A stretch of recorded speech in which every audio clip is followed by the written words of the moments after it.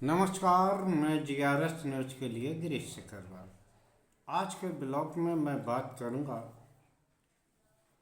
ऐसी राजनीति की जो चुनाव से जुड़ी हुई हैं और ऐसी भी राजनीति की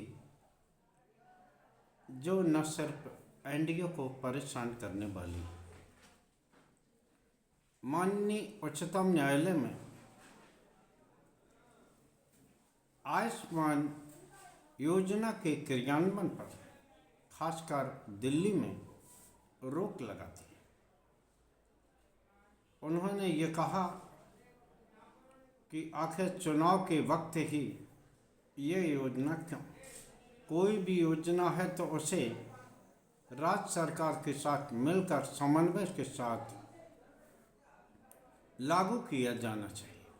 उधर राहुल गांधी आज पटना में जा रहे हैं, जिसको लेकर पटना का राजनीतिक तापमान गर्मा गया है। कांग्रेसियों ने राहुल के स्वागत के लिए जगह जगह तोरण द्वार और पोस्टर्स लगाए हैं, जिन्हें कि कुछ पोस्टरों को पटना पुलिस ने गलत मानते हुए या अवैध मानते हुए उन्हें हटाने का काम किया। आज ही राजद के तेजस्वी यादव ने अपने सभी विधायकों और उनका भी जमावड़ा किया है। हालांकि वो राष्ट्रीय कार्य समिति की बैठक बताई जाती है, लेकिन राहुल के आने से और नीतीश का जो चाल चेहरा है, वो जो जिन्हें की अपनी निष्ठा दल बदलने में महारत हासिल है, आज उन पर भी हमारी निगाह रहेगी। इससे पूर्व हम दिल्ली के विधानसभा आम चुनाव बारे में आपसे चर्चा करना चाहते हैं। दिल्ली के आम चुनाव में अगर हम सभी राजनीतिक दलों के जो कि यहाँ मुख्य स्टेक हैं, आम आदमी पार्टी, कांग्रेस पार्टी और भारतीय जनता पार्टी, इनके अगर घोषणा पत्रों को देखें, जो कि चुनावी घोषणा पत्र हैं, तो ये दर्शाने को काफ़ी है कि अगर चुनाव में इन दलों को सफलता मिल जाए तो निश्चित तौर पर दिल्ली के लोगों को कुछ करने की आवश्यकता नहीं रहेगी। दवाई, पानी और बिजली तो मुफ्त है ही। अब गर्भवती महिलाओं को भी भारतीय जनता पार्टी 21,000 रुपये की सहायता देगी। न्यूट्रिशन किट मिलेगी, 500 रुपये में सिलेंडर मिलेगा, 2,500 रुपये प्रति माह की उन्हें सम्मान राशि दी जाएगी।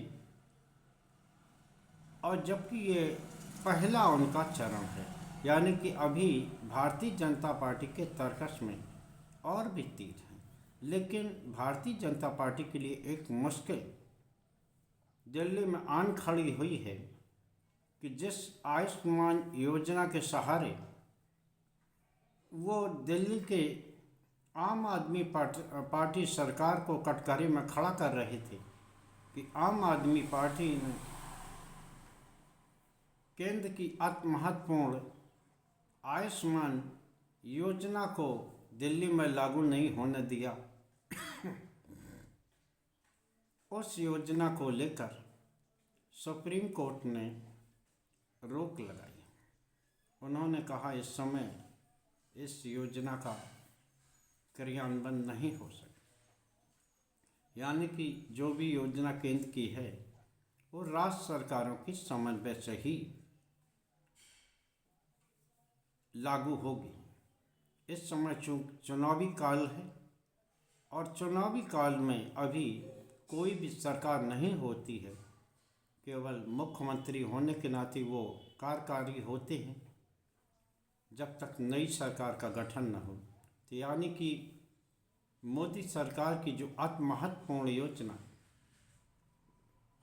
वो आयुष्मान संभवतः इस समय लागू नहीं हो पाएगी, तो उसकी घोषणा का भी कोई मतलब नहीं रहेगा। हालांकि केंद्र सरकार ने या भारतीय जनता पार्टी ने यहाँ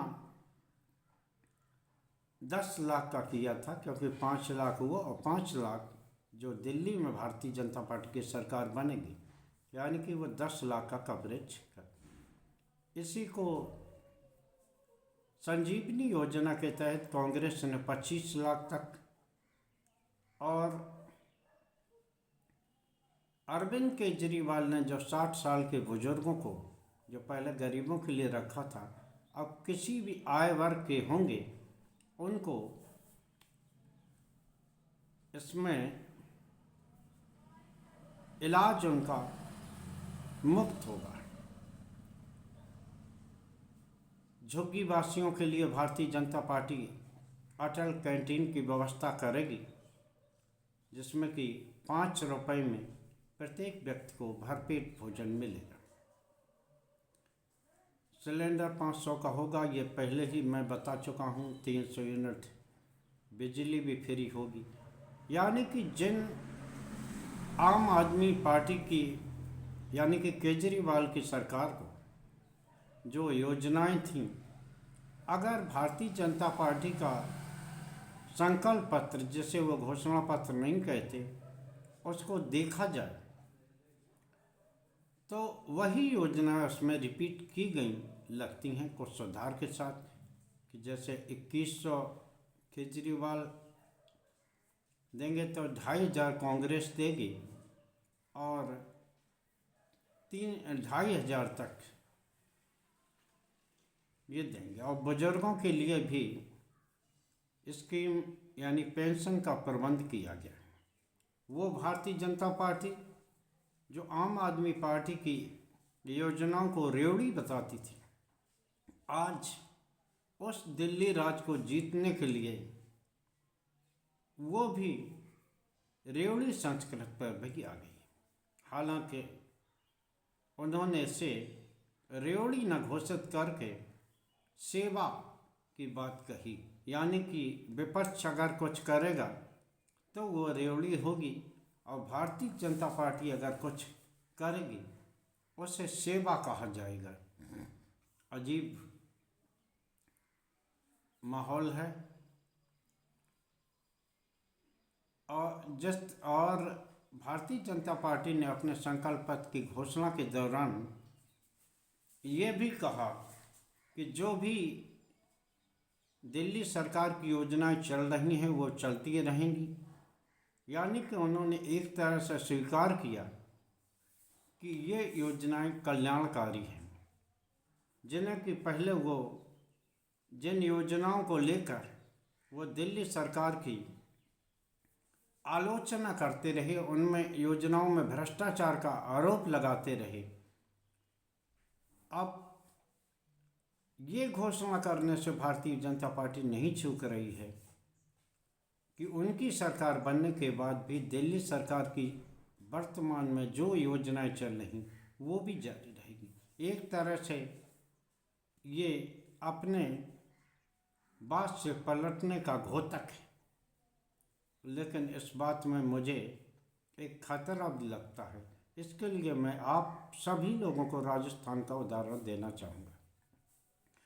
राजस्थान में विधानसभा चुनाव के दौरान प्रधानमंत्री ने स्पष्ट तौर पर कहा था कि जो भी योजनाएं राजस्थान सरकार की अभी जारी हैं वो योजनाएं जारी रहेंगी, और बाद में उन योजनाओं को बंद किया गया।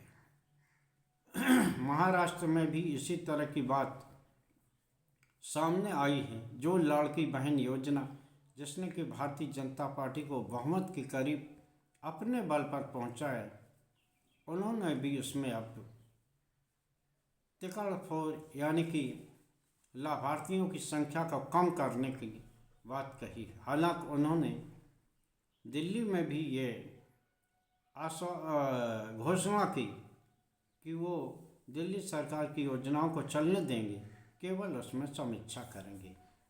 यहाँ मुझे फिर एक सवाल भारतीय जनता पार्टी से करना है कि जब उन्होंने एक तरह से यह मान लिया है कि दिल्ली सरकार की जो वर्तमान योजनाएं कल्याणकारी हैं, तो उसमें समीक्षा की गुंजाइश बचती कहाँ है। लेकिन भारतीय जनता पार्टी जो न कहे वो काफ़ी है। खैर, अभी नामांकन का सिलसिला खत्म होने वाला है, चुनाव प्रचार होंगे और चुनाव प्रचार में किस धारदार तरीके से एक दूसरे को निशाना बनाया जाएगा, ये देखने वाली बात होगी। लेकिन दिल्ली का जो चुनावी घोषणा पत्र ये दर्शाने को काफ़ी है कि दिल्ली जो पूर्ण राज्य भी नहीं है, केंद्र शासित राज्य है, उसको पाने के लिए सभी राजनीतिक दल किस प्रकार से अपना दांव लगा रहे हैं और उस पर सत्ता करना चाहते। आखिर दिल्ली देश की राजधानी है और यहाँ की सरकार पूरे देश में अपना नैरेटिव सेट कर देती है, जैसा कि अरविंद केजरीवाल ने किया हुआ है। देखना ये है कि दिल्ली की जनता जिन्होंने कि तीनों राजनीतिक दलों का घोषणा पत्र देख लिया, किसी अपना आशीर्वाद और समर्थन देती है। आज के ब्लॉग में बस इतना ही। पटना में जो राहुल गांधी का संविधान बचाओ या संविधान सुरक्षा जो कार्यक्रम होंगे, उनकी ओर और बिहार की राजनीति की ओर भी हमारा गंभीरता से हम वहाँ निगाह रखेंगे और कोई भी अपडेट होगी तो आपको जानकारी दी जाएगी। आज के ब्लॉग में बस इतना ही। जय हिंद, जय भारत।